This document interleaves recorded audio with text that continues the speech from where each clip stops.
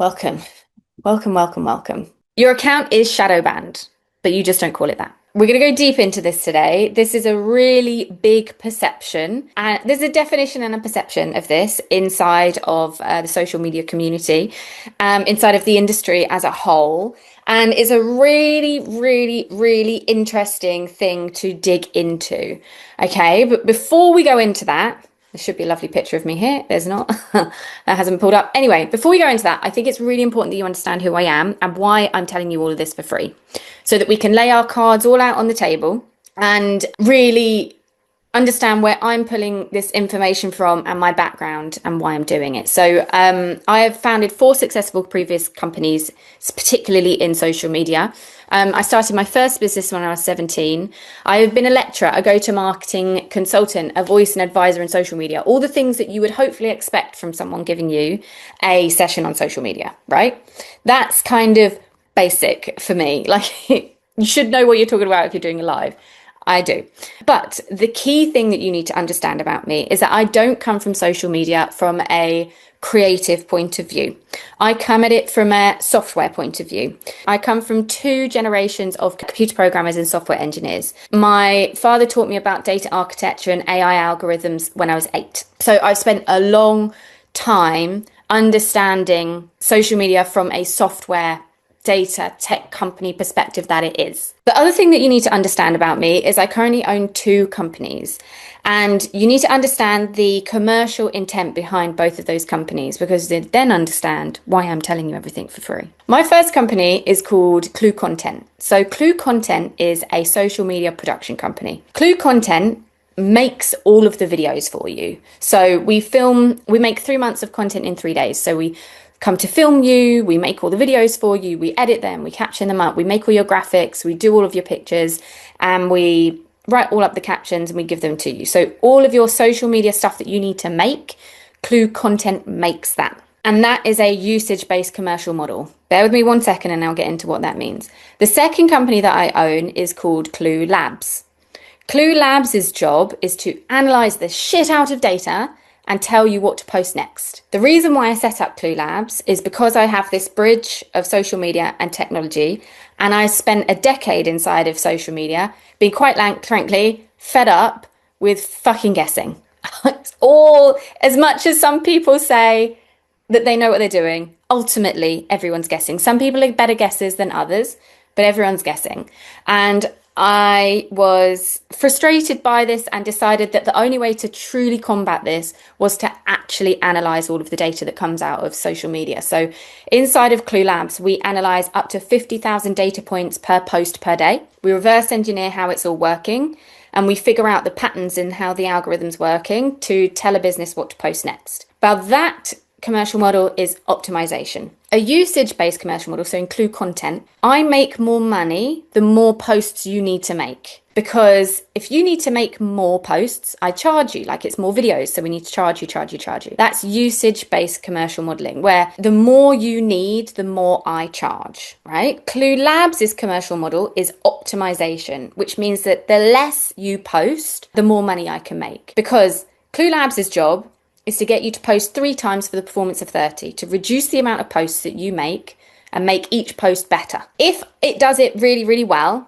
everyone tells everyone about it, and I get more customers and I make more money. If Clue Labs made you post more all the time and it wasn't getting you anywhere, people would leave, they wouldn't bother paying for it. If I was only coming to you today from my Clue Content point of view, my usage-based, I'm a social media person, we'll make your social media videos, POV, I would be telling you, post more. Test more.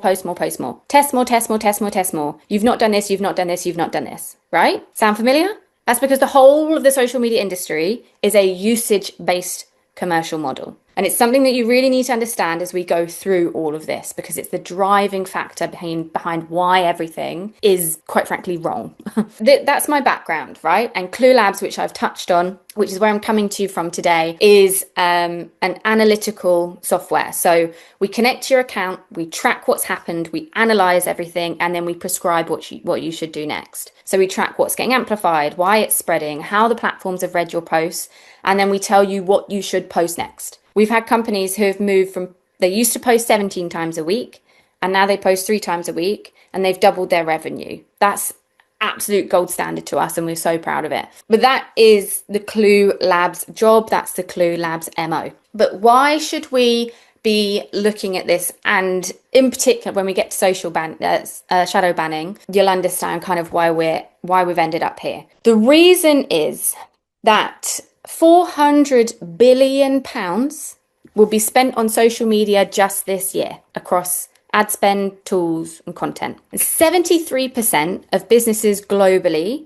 use social media as their primary distribution and revenue channel. Every one of you watching here, your social media channel is your primary revenue generator and your primary distribution channel. Unless you have a hyper localized business in which you're probably more word of mouth or even like posting on your local Facebook page. That is social media, So it's a huge industry and everyone relies on it. In fact, 70.2% of the world's global economy flows through social media. But 70% of people creating the content have no clue if it works. They kind of know it works. They're told we have to do it. But then, it's more like 99.9%, let's be honest. No one actually gets it. No one understands it. And also, every social media platform just completely rebuilt the way that they work. It is the primary growth infrastructure for the modern world, but we are all flying blind. It's not our fault. Fucking unfair, which is why I'm here every Friday telling you how these algorithms work and deep diving into particular areas. So the first thing to understand about shadow banning or your account changing, who sees it, how it gets seen, you'll probably 100% notice this. In 2025, everything changed on social media. Absolutely everything. And this isn't me sensationalizing it. I've got the receipts. We're going to go through them. So the first thing you'll probably have noticed is in late 2025, around about September and October, your story views would have dropped, your reach dropped, you haven't been gaining many followers since then, and it's felt honestly like walking through tar. And if you do ads, your ads will have got really, really expensive and you've been testing and you're just really not sure why the money isn't working anymore. The reason being that they completely changed the way that social media works. In the old world, so before 2025, your followers saw your content. So you posted a post. Now that post would go to about 1 to 2% of your followers and tested for likes and for comments and followers. And it would then go to more people. So it's like the 6 degrees of separation. The goal of social media was, is this post interesting enough for it to get in, for more people to find it interesting? So we'll test it with a 1 to 2% of that account's followers, and then we'll send it to more people. Okay, that is called the social graph. It's based on the 6 degrees of separation. The goal of the social graph is distribution of information. One person says something and it spreads and it spreads and it spreads and it spreads. If it's kind of like gossip, if one person says a good piece of gossip, it goes, right? And that was the whole way that social media was built. In 2025, they changed the whole of social media into something called the discovery engine. And we're going to get into how it works, and you're going to see how this has been affecting your account and how you're seen. But in the new world, an AI is deciding who should see it. I know that there's a lot of chatter about AI at the moment. AI. I'm not talking about AI created stuff. I'm not talking about Claude. I'm not talking about ChatGPT. I'm talking about how the system underneath social media, how the technology works. The technology is now controlled by AI, their own built AI.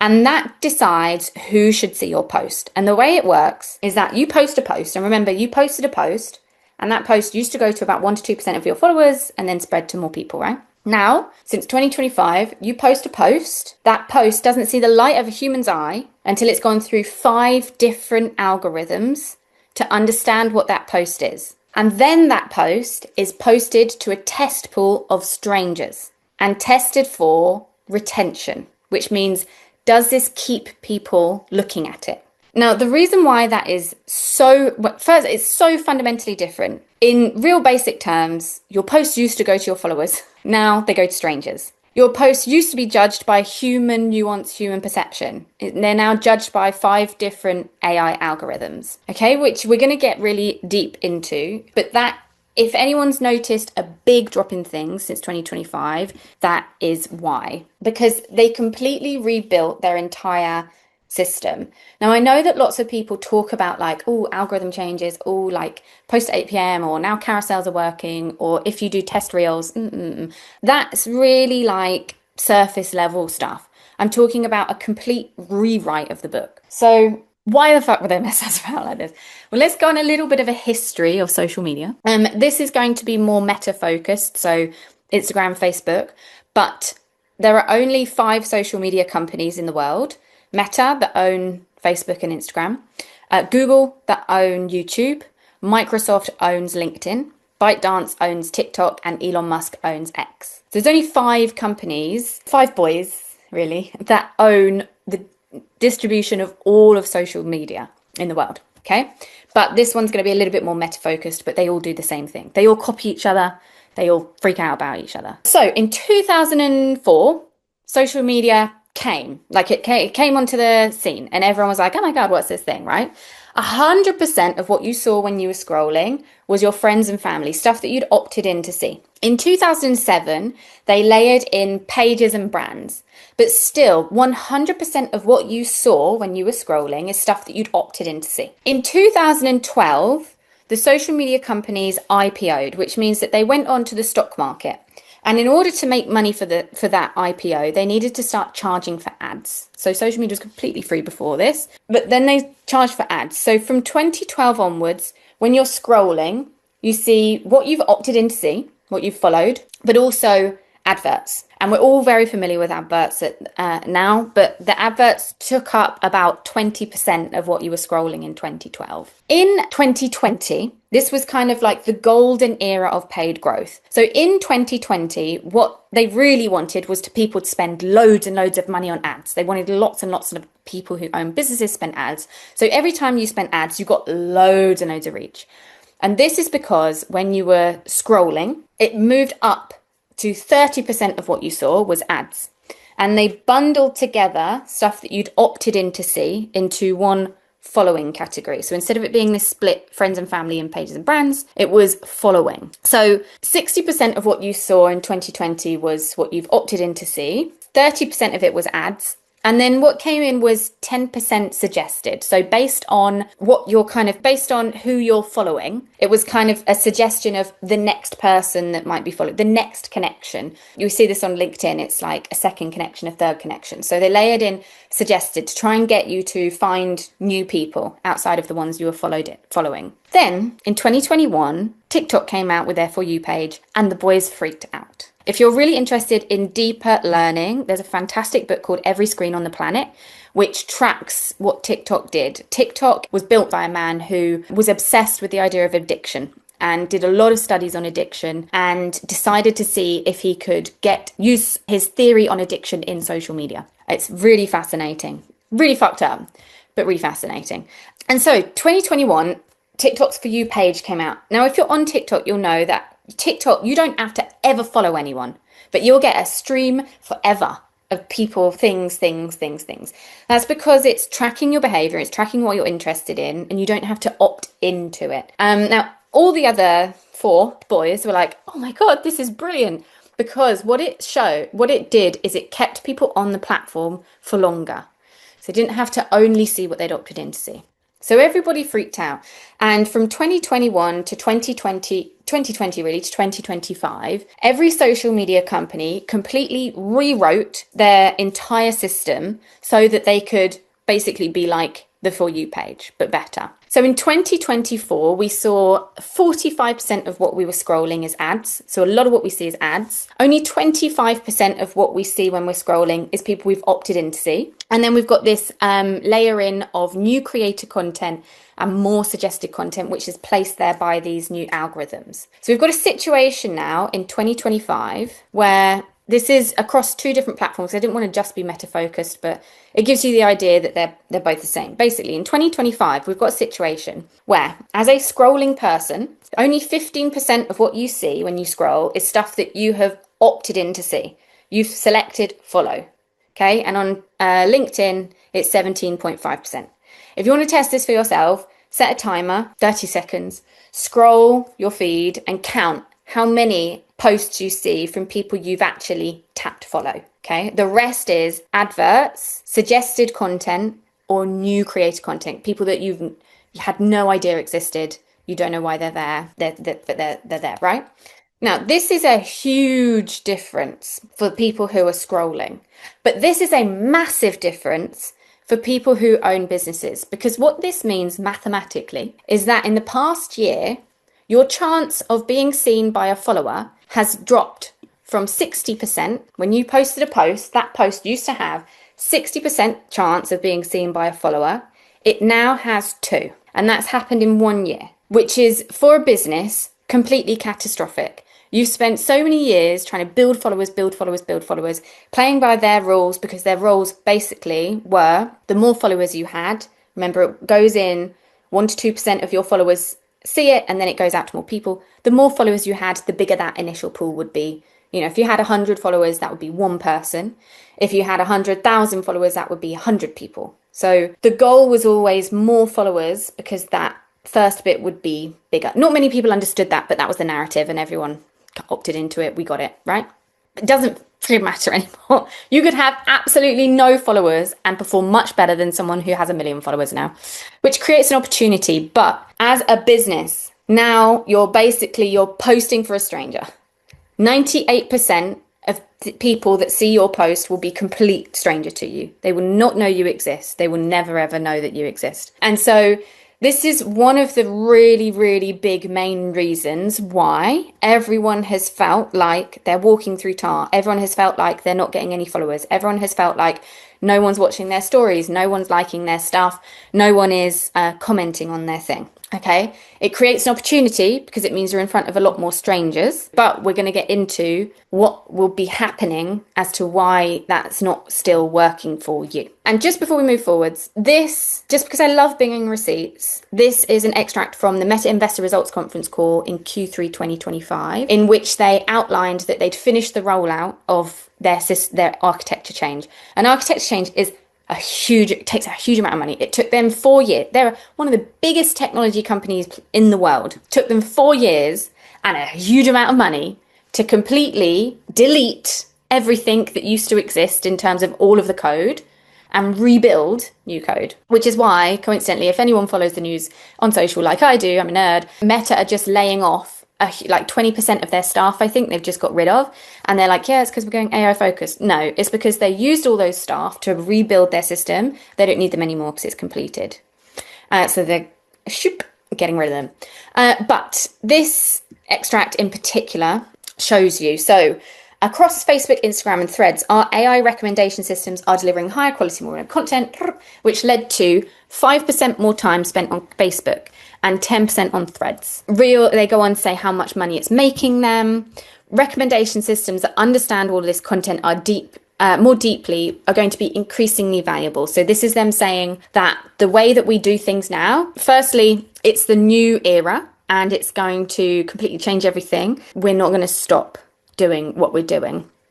They also go on to say, which is key for anyone who ever does ads, is that they are unifying different models into simple, more general models, which means that what used to happen is paid social media ads and organic social media, whatever you posted without putting any spend behind it, used to run on separate software systems.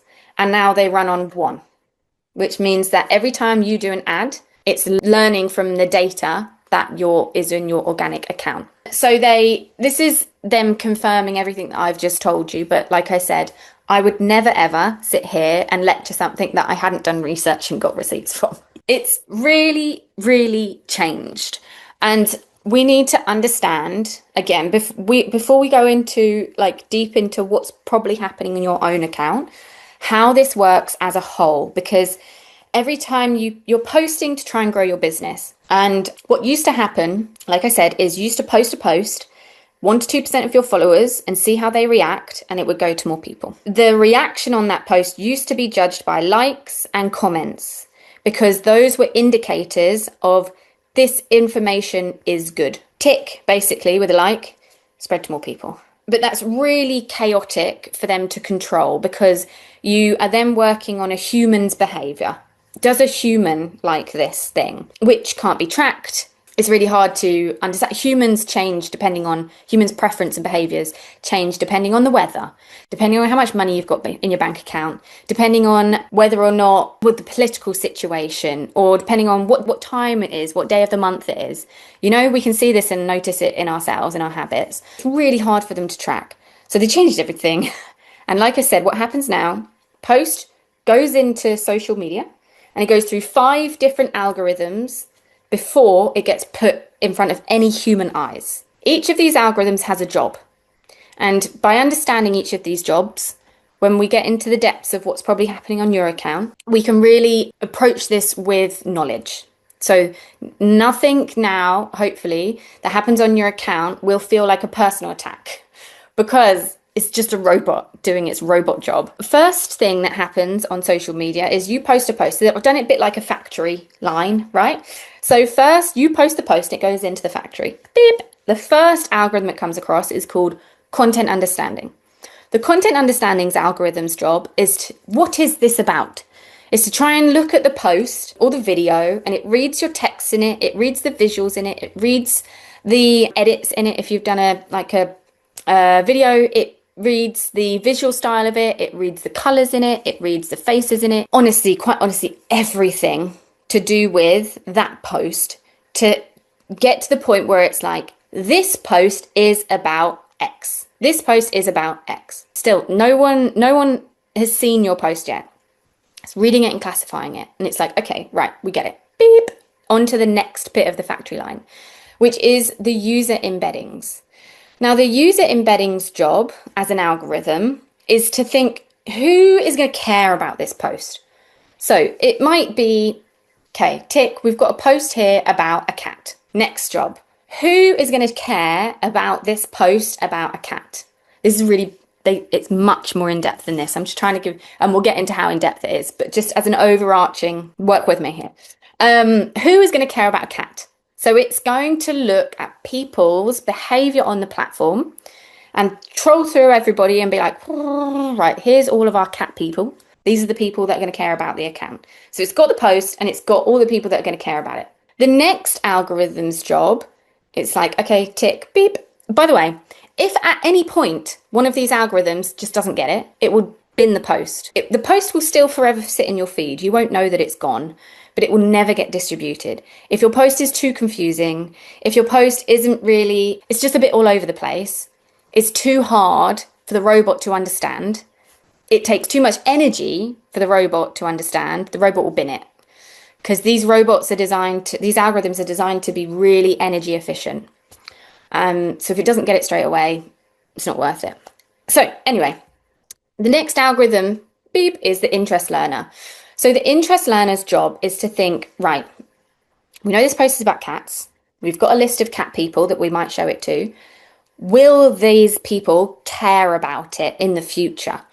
Now, in the future could mean, will they care about it in 20 seconds? Or will they care about it in 2 weeks? When you post a post, the post might not immediately go out into people's feed. You know, sometimes you're scrolling and you see a post from like 2 weeks ago or a week ago.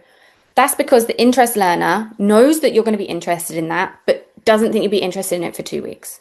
So it holds it back. Right, so the interest learner, will they want more of this? Now, as an example, perhaps these cat people tend to only look at cat content first thing in the morning.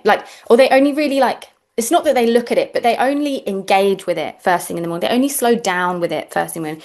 The only videos they watch about cats are kind of first thing in the morning. So the interest learner will say, cool, we know this is about cats. We've got some people who like it, but they're only going to like it first thing in the morning. And they've posted this post at 8 p.m. at night. So the interest learner will be like, yes, okay, we found people, but we found people, it's going to be tomorrow morning. The next, if it's like, yeah, they do like cats, but this post in particular is about dead cats, they're not going to like that because so we're going to bin it. It's much more in depth that I'm giving. I'm trying to really go on the easy to understand. But so the interest learner has its job. The next algorithm, still, your post hasn't seen the light of a human's eye yet, okay? The next part of the factory is multimodal ranking algorithm. The multimodal ranking algorithm is to think, is this good? The age-old question, good. Because we've got a post, we know it's about cats. We've got people who care about cats. We've got people who are going to care about cats in the morning. But are these people going to care about cats enough in the morning to spend time on this post?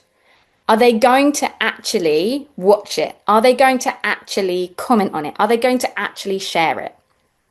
If yes, then we keep the post going. If no, we bin the post. We're going to get into what they look for, but the job of multimodal ranking's job, good means keep someone on the platform. Bad means they scroll past it, basically. So we've got all of this information. And then the first time that this post gets seen by a human eye is in the discovery engine. The discovery engine algorithm's job is to take all this information, right? We've got a post about cats. We've got people who care about cats. We've got people who are going to care about cats in the morning, people who care about cats in the morning, and they're going to share it because they're going to absolutely love this post. The discovery engine's job is, we've got all this information about it. Let's test it. So discovery engine's job is going to be like, right, this post is going to go out to cat people tomorrow morning and people who are likely to share, not people who tend to comment, people who are likely to share. And it's the first moment that that post will be seen by humans' eyes. So the discovery engine goes, right, here you go, people, humans, have a look at this post. And if those people act in the way that the test has suspected, tick, the post carries on moving, gets seen by more people. If those people don't act in the way that it was expecting, it stops distribution. Now, this could mean that those people, it's about cats, people who love cats in the morning, people who like to share things about cats. If those people, instead of sharing, they save it, it will stop distribution. It's not because the post wasn't good, it's because the post performed in a way that the algorithm didn't expect. Okay, this is another reason why your posts, which used to work well with humans who have human nuances, who've opted in to see your content, they are used to your content, they're familiar with your content, they know what to expect from your content. Now, your posts aren't performing as well. It's because it's going through this system, right? What happens beyond that system is that it gets wider distribution, it gets sent to more people. The more that it performs, it goes wider. As that post is out there and with the humans, it gets continuously rescored and re-updated. And then if it's getting positive signals, it gives the post more reach. If it's giving neutral signals, it kind of plateaus. Negative signals, it slows the post down. And then it continually decides whether to redistribute it. Like, okay, if it's done really well, right, okay, let's now put it into not just cat people, let's put it into dog people and see how that performs. And it keeps pushing it. But if at any point on that journey, the algorithm doesn't understand your post, or the post doesn't perform in the way that the algorithm has suspected, it will stop the post. Post will always live in your feed. It will just not be in someone else's when they're scrolling. And this is on all social media platforms. This one is meta specific, the namings of them. But each platform has the same ones. They just call them different names because they have to, because of competition laws. But they all copy each other. You telling me it's not five boys that are all copying each other? They all copy each other.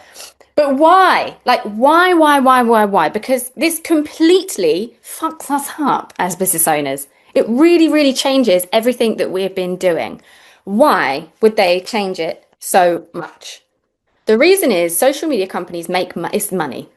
Social media companies make money in two ways. The first is ads revenue, and the second is farming your data. So the more ads that are placed, the more money they make. And the more data they can farm, the more money they make. And they do this, they make this happen in three ways. It's really, really simple. It's not some massive complex business model. Super simple. The first goal is keep people on the app. Increase time spent on the app. If they increase time spent on that app, they have more data to farm. If I spend 20 minutes on the platform rather than 10 minutes, they've got 10 more minutes of data farming out of me. Let's make sure that every post that we post keeps eyeballs in our platform. That is what good is to them.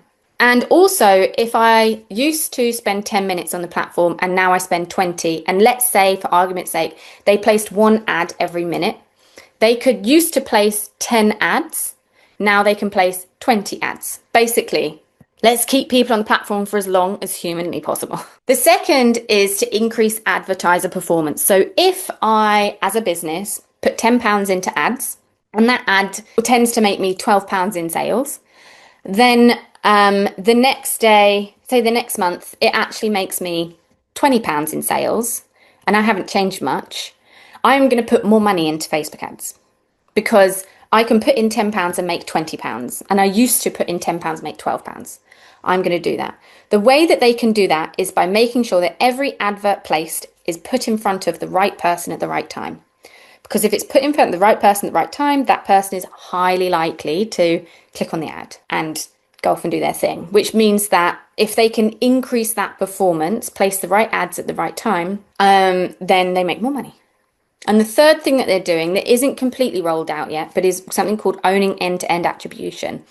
Currently, if you put £10 into Facebook ads and you get £20 in sales, you don't know if those £20 are directly from that Facebook ad.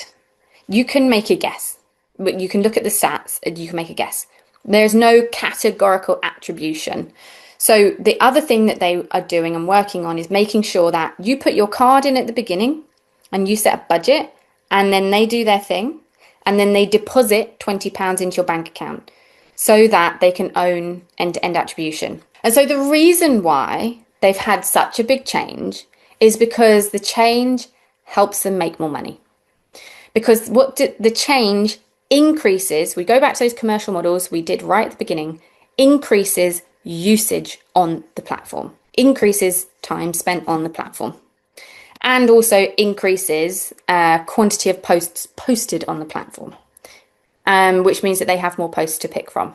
Again, let's go in with some receipts, because they announced this in 2021, like we went back over. So they announced this to their investors in 2021. They were like, right, we're gonna do this thing. It's gonna cost loads and loads of money, but it's gonna be worth it. It's gonna make us loads and loads of money. And everyone was like, yes, do anything you want, take our money. But in 2022, one investor, JP Morgan, piped up and said, this is really fantastic, but it's such a huge change. What are we going to do to attract and educate content creators? Now, for these big companies, a content creator is someone who posts content. A content creator isn't like an influencer or someone like I would call a content creator, someone like an influencer, basically. A content creator to these platforms is anyone that makes content on the platform. If nobody posted a post, social media wouldn't exist. So JP Morgan's like, right, guys, this is really cool, but like I've pointed out, this is going to really ruin everyone's reach and really change everything that we've ever done before. So in terms of efforts to attract content creators, how much is it going to cost? Because they were like, this is so big. Surely it's going to cost us a lot of money to tell everybody what is happening, because surely we're going to tell everyone what's happening, right? Now, their response was, in terms of the efforts to attract content creators, and specifically as it relates to cost structure, we don't anticipate that it's going to have a meaningful impact, which means that telling people costs them nothing. And why does it cost them nothing? Surely they would make some sort of, their insights would be better, or they would communicate their changes, or they would put on a big conference and tell everybody what's happening, or they would do lots of PR about, wow, this is what we're changing, guys. This is how it's going to affect your business, but all of those things, they need budget, they need money to be able to do. You just communicate to that many people for free. The reason is because their commercial model is usage, quantity. They are financially incentivized to keep people in the dark. The more that people guess, the more we post. Is that not the whole MO of social media? Everybody. Post more, post more, post more, test more, test more, test more, create more, create more, create more, do more, do more, do more, make more, make more, make more. Put it. Right? When people are guessing, they make more stuff, which they need. These platforms need more stuff. When people are making more stuff, but they're confused about how it's working, they are more likely to pay for ads, okay? Yay, they get our ad money too. When people are paying for ads, but they really can't get the clarity on if that is actually making those sales, people are more likely to rely on end-to-end attribution models that I've talked about that are coming. These are called Advantage Plus and Andromeda in Meta. This is their commercial model. Their commercial model is to eventually push every creator towards an over-reliance on their end-to-end attribution models. Make us post more, pay more for ads, and just plug and play our card details into their systems. That is their commercial model, right? Everyone knows they're not out here to help us. So if they actually revealed how these systems worked, if people would understand things like, and these are technical meta terms, relevance profile, semantic clusters, vector drift, they could manipulate it. But we could manipulate it. We could post less because every post would perform better. And they can't risk that, so they deliberately keep people blind, okay? And at this point, we're sort of, I've probably got about another half an hour to talk you through, in particular when it comes to shadow banning and the content that you're putting out. I think you've probably already got a good understanding of why your content isn't getting seen by people. But I normally say there are 3 options. So firstly, we could boycott. They are truly messing us about, right? We spend huge amounts of time, huge amounts of money, huge amounts of creative effort, huge amounts of agencies, huge amounts of money on ad spend as businesses to be able to be seen by our customers. We could boycott and be like, do you know what? F you, I'm not doing this. But truly, there is no other option to market your company anymore. People say, oh, I could grow an email list. Great. Where are you going to get those email signups from? Social media. People say, I'll go and speak on stages. Great. People's only going to put you on a stage if you've got a follower account. They look at your social media account before they pick you for their stage. The only people are putting on stages that don't have a social media presence are true PhD research experts, right? Or people will say, I'll write a book. Great. But these days, publishers are only picking up people who have got a social media presence for their books. It's an absolute, what's the word? Rock and a hard place, basically. Cartel, that's the word. So we can't boycott. You could, like I just mentioned, like you could have a localized business and only post locally, word to mouth, put things through the post box, go into your local newspapers, those kind of things. But at some point, you're going to have to be in a Facebook group. You know, we could continue to post blindly. So what I'm going to walk you through, you're going to have to learn some things. You're going to have to do things differently. You really, truly are. This isn't me being like, it's like exercise. You can't suddenly have a 6-pack if you don't do all the freaking burpees. It's so annoying. But you're going to have to put some work in. You're going to have to learn some different things. And that's going to take time. So some people get to this point and they say, great, Inga, but I don't want to think about this anymore, so I'm just going to carry on doing what I'm doing. That's fine, but realistically, between me and you, it's not going to work. You're going to continue to post blindly. You're going to continue to do the wrong things. You have the potential of completely damaging your account now with these algorithms getting so confused that they don't ever bother using your content. Or we could learn what to do next, which is what I'm going to take you through, and which is what all of these Friday sessions are about. So let's talk shadow banning. Today, we're going to go deep into shadow banning because shadow banning is a term that gets bounded around a lot, and it's particularly right now because these huge algorithm changes have happened. Nobody understands it. Truly, nobody understands it. I know so many people in growth. I mean, I hung out with the CMO of Meta last week, and they had no idea that this was happening. The reason why they don't is because all of this stuff is deep in developer documentation, deep in leaked material, deep in, you have to understand AI architecture. You have to be able to read JavaScript. Like, it's not something that the average person can sit and get their head into. Okay. But so a lot of the terms that have been banned around is shadow banning. Everybody kind of understands shadow banning. There's kind of a feeling of, if I'm not being seen, I must be shadow banned. But I want to get into what this actually is, because here's the true definition of shadow banning. Shadow banning does exist. As much as these social media companies go on, like Adam Mosseri's, like, shadow banning isn't a thing. Shadow banning does exist. But shadow banning exists for extreme and violent material. Shadow banning is the practice secretly blocking or limiting a user's content from a platform.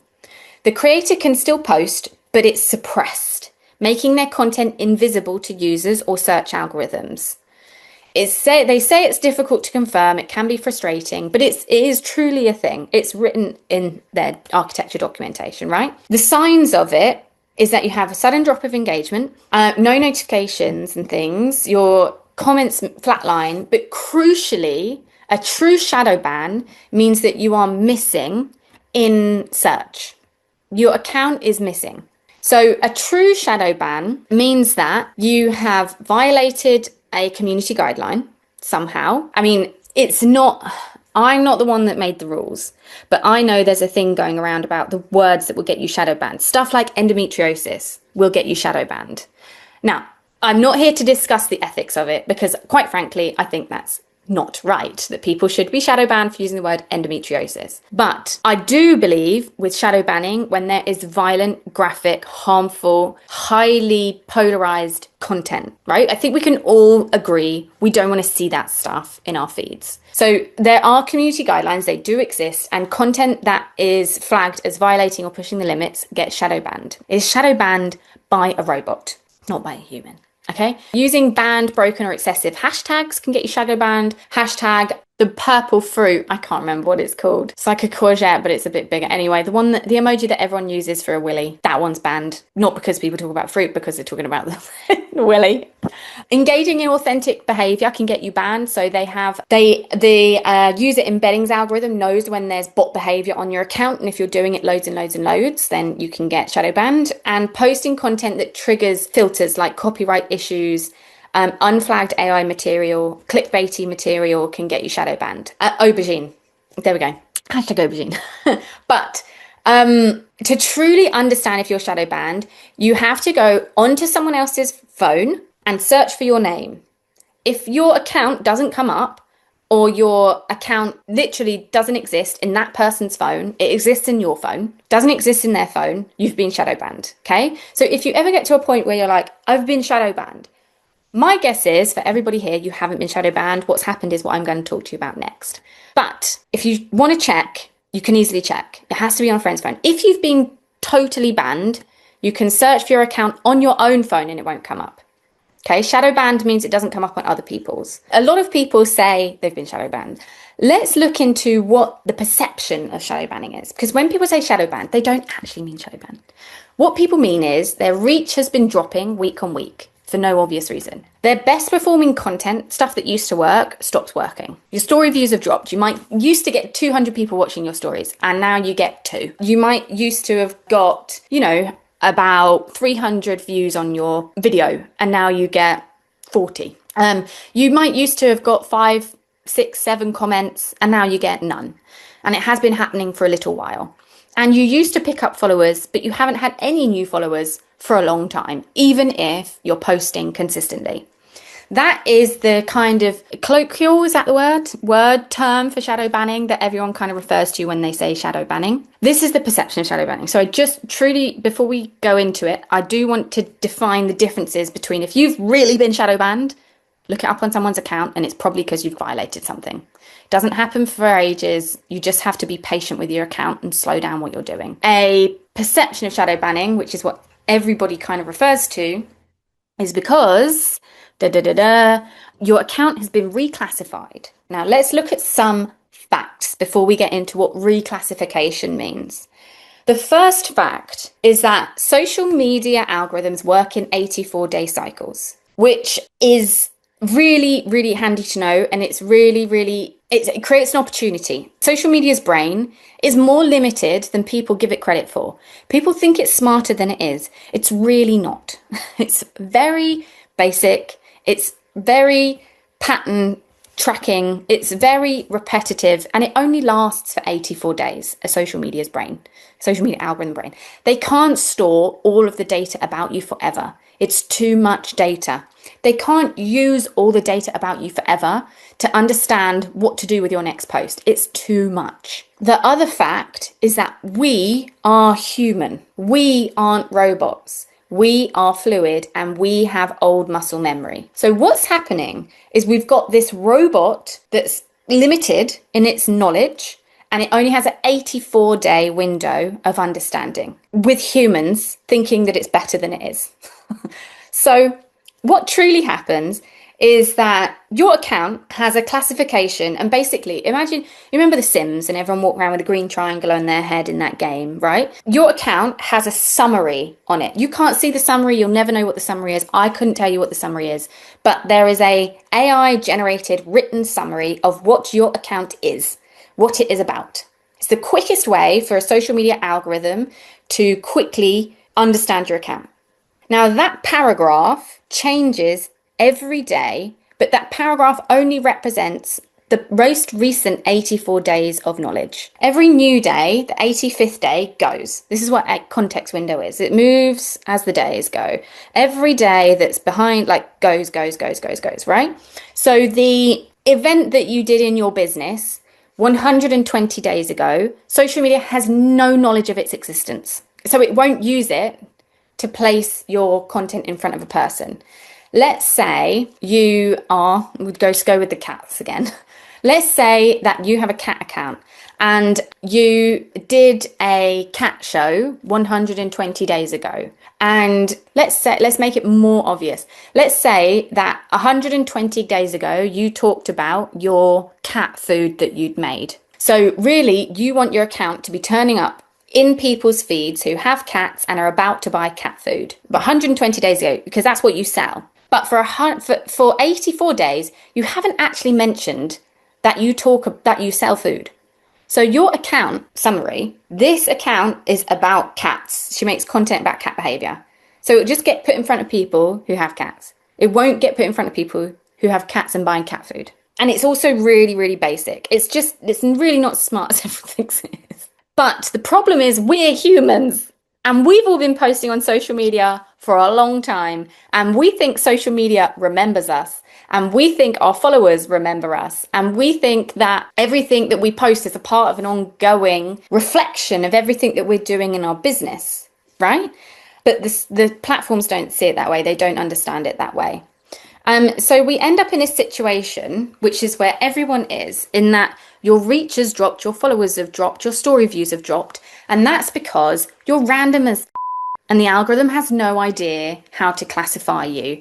And so because it has no idea how to place you, it won't distribute you. So there are three core things that people, humans, tend to do. The first thing is that humans don't stick to an 84-day cycle. If you're trying to break a habit, stick to a habit, post about something for a habit, we at maximum tend to be able to get to a habit after 66 days. Most people fail after about 20. That's just humans, right?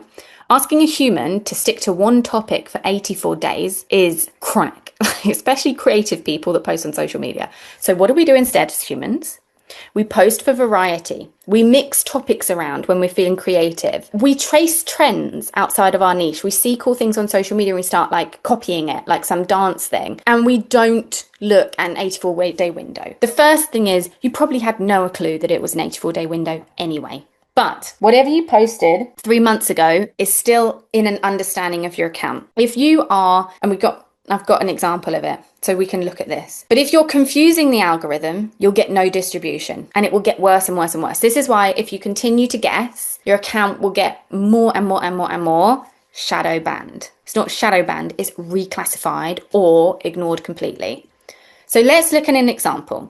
This is an example of, I've taken someone who used to do really, really well on social media. You can tell they used to do really, really well on social media because they have millions of followers. So in the golden age of followers, they had loads and loads of followers, loads and loads of reach. They got loads and loads of people. Most recently, they have been starting to shut down areas of their business. Their posts aren't getting as much views or likes and comments. You can go back through streams and streams of their content and you can see they're really not doing actually very well. Now, this is a screenshot of their most recent 2 weeks of content. And this, because the algorithm doesn't have any life context, it's not smart, it's not clever. The algorithm is trying its hardest to put this account in front of the right people. But all that it's reading is Pinterest, grocery bills, Minnesota, kids are dying, ADHD, biohacks. Do you see what I mean? It's so confusing for their algorithm. There is no continuity of message. There is no continuity of tone. All of the visuals are a little bit, I think they're quite good actually, but for an algorithm, they're a little bit all over the place. And this was just within 2 weeks. So for an algorithm that firstly has to understand what a post is about really quickly. This is really easy. It's written there. Right. Okay. This post about grocery bills. Fantastic. Let's go and put number 2, find people who care about grocery bills. Brilliant. We've got people who care about grocery bills. Let's go and find people at the time that they care about grocery bills. Okay, they've posted this at the right time. Let's go and put it in there. Right. Okay. Now, is this post going to be good? It's about grocery bills. Is it okay? It's kind of clicky. Like, okay, this might get saves because it's a carousel. Fantastic. The discovery engine is like, boom. We've got a post. Yes, it's going to work for saves. Yes, it's going to work for people who are shopping tomorrow morning. And yes, it's going to be for people who care about groceries. So they go and put that with those people. This person's account, this person is a online business coach, okay? Helping you market smarter and live better. So her post, which is here, see that got 601 likes, 28 comments. This one got 2,700. This one got 27,000. This post for her did really, really badly, versus 500 comments and 28 comments. That's because this post has gone out to people who firstly don't know who she is, because we know it's posted with strangers. Secondly, it's not gone out to anybody who cares about business. And thirdly, it's gone out to people who are likely to save stuff. So she's not getting any comments on it. She's probably not looking at her save rate on it. It's gone out to people who really don't know anything about her. This lady, Jenna Kutcher, is an online business coach, right? She does it all over the world. And she's done a post about kids' lives in Minnesota. It's got a lot of traction, right? That post is only going to go out to Minnesota. So suddenly, if you look at this account, right? And we think, you'd look at this account and the first thing you do is 1 million followers. My God, she's doing really, really well. I'm jealous. Let's relook at it. Because actually what's happening is that if you imagine the summary on her account, it's confused as fuck. None of that summary on her account is to do with the people that she actually wants to get her business in front of. This is a reclassification of an account at quite an extreme level. But my guess is you've been doing the same thing too. Because we all do the same thing, because we don't know any different, because we don't know how these algorithms work. But this is what's happening when you feel like you're being shadow banned. You're not getting any reach. You're not getting any story views. You're not getting any followers. You're not getting any. Imagine if the people that see this grocery bill post, they're like, let me go and see who this person is. Let me go and follow them. And they land on an account that's all about business. There's nothing to do with anything they care about. So they're never going to follow it. It's really simple when you break it down. They're robots.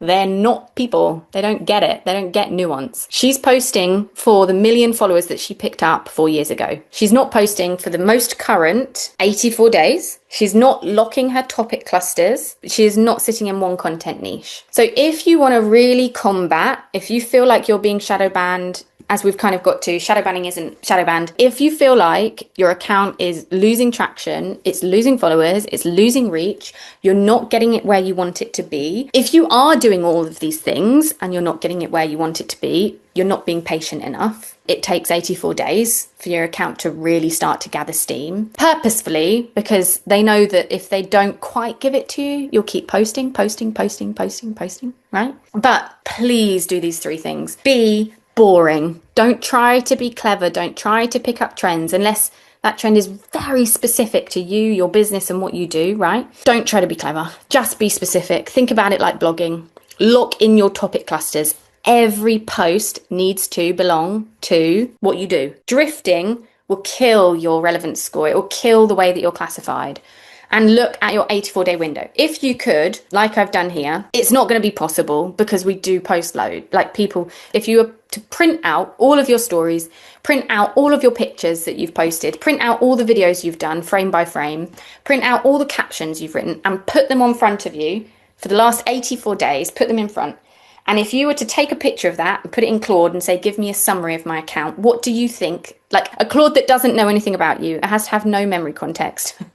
What do you think this account is about? And who do you think is going to buy something from this business? What would it say? That's the brutal, blunt reality, is that we need it to be thinking the right things, which is where on a way to circumvent the robot with existing followers commenting, liking, sharing. No, the only way to circumvent the robot is to be boring, but the same thing day in and day out for 84 days. Because not that the 84 days starts today, the 84 days starts from the moment of which you are aware, because it moves every day. So be boring, become consistent in your topics, in your signals, niche, tone, topic, formats.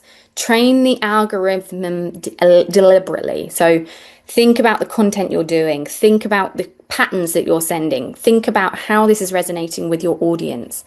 And then you can use tools to tell you. So currently, the reason why I'm doing this for free is that Clue Labs is the only tool that will actually tell you what the frick is going on and what to do next. But there's too much data for you to truly track it. But ultimately, try to think of the algorithm as not a gatekeeper. You're not getting shadow banned unless you truly are sharing content that goes against community guidelines. And I was literally in a conversation this morning about how some of this content shouldn't be shadow banned. And I wholeheartedly agree. Terms like endometriosis, period blood shouldn't be put through shadow banning, but I can't change that. All I'm saying is the algorithm is a student because it is learning. Everything that you post, every person you comment on, everything that you watch, every story that you do, it's learning and trying its hardest to classify your account. And through that classification is where your posts go. So inside of Clue Labs, we've got something called the Clue Score. So I know a few of you watching do have Clue Labs. Don't look, this is a bit bright. What you're seeing now is literally going to be changed tomorrow. But what we're talking about is this Clue Score. One of the things is clear in the developer documentation is that every single account has what's called a relevance score. Nowhere does it say what that actual relevance score is. It's proprietary information, but it's referenced often. Now, the relevance score is a score that's attached to your account that tells the algorithm how healthy your account is for distribution. My guess is that it's a scale from 0 to negative 100 and 0 to plus 100. Now, the closer you are to plus 100, the safer your account is for distribution, the easier you are for the algorithm to understand, and the quicker it will just send your content out there. But the closer you are to 0, and if you go into the negative, then the more your account will get suppressed, the less you will get seen by other people, and eventually they won't distribute any of your content at all. The way that you would go down, like negative, is all sharing stuff that goes against their guidelines. So they would definitely give you a negative score. And the way that you go up is just being really simple to understand for the algorithm. The reason being, if you go back to the discovery engine, this one, this algorithm, remember, like I said, it puts it into a test pool of strangers to test how it's going to perform. The higher your relevance score is, the bigger and more not nuanced, that's not the wrong score. My words are gone. Anyway, the bigger that test pool is. If you've got a higher relevance score, that test pool could be 1,000 people, lenient, and it can be really lenient on the results because it's like, okay, it's a really healthy account. We get what they are. They perform really well. They keep people on platform. Let's give them a really big test pool and let's be really lenient on how that works. Okay. The lower your relevance score, the smaller the test pool and the stricter it is. Your only goal, because you can't control anything that happens after you post that post, is to try and make that test pool as big as possible, to give yourself the biggest possible chance of being seen by as many people. So inside of Clue Labs, we've made our own version, which gets smarter and smarter every month, where we tell you how we suspect your account is sitting in terms of its relevance score, how well the algorithm understands you. And the other things that we have coming, which aren't there yet, but the things that I want to do is put in, like those pictures where you get all the words about you, and people make it for your birthdays and stuff.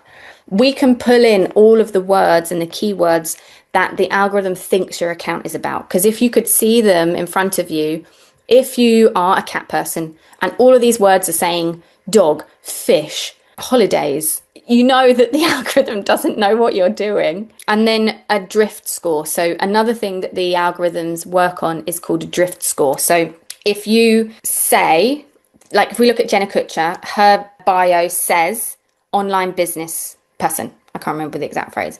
Online business mentor, right? It sees that because you've written that, but every post is not about that. So the drift score, it's drifting 100% nor nearly all the time.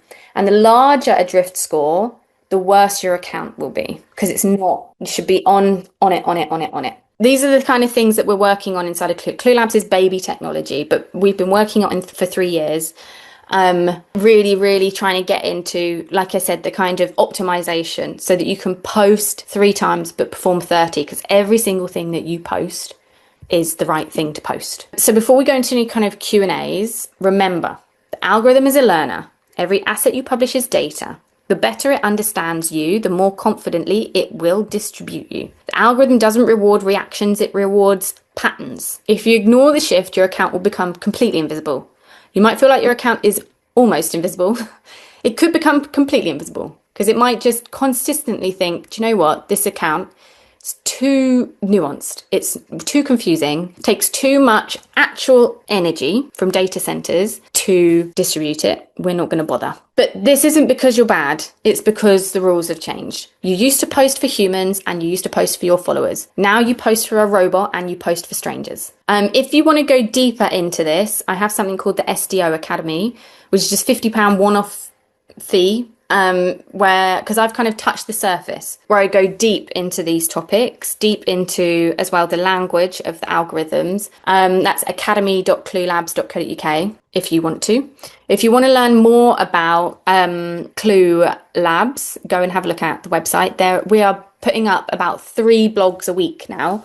So really going in, referenced all that kind of lovely good stuff. Honestly, more like research papers, but they're all on there if you want to dive deep into it. And if you want to have a go at Clue Labs, it's free for 14 days. So you sign up, you can immediately see your growth. You can immediately get some ideas for what you should post next. Your Clue score takes a week to come through because we have to develop that, but you should see 2 Clue scores before your trial ends. And yeah, it's called the SDO Academy because it's social discovery optimization. So just like we had SEO, search engine optimization, we all understand that's a discipline. We all get that when we're posting a blog, we're posting for the Google robot. Coining the same phrase but for social. So social discovery optimization. So it's the social media discovery engine is the main one, and optimization.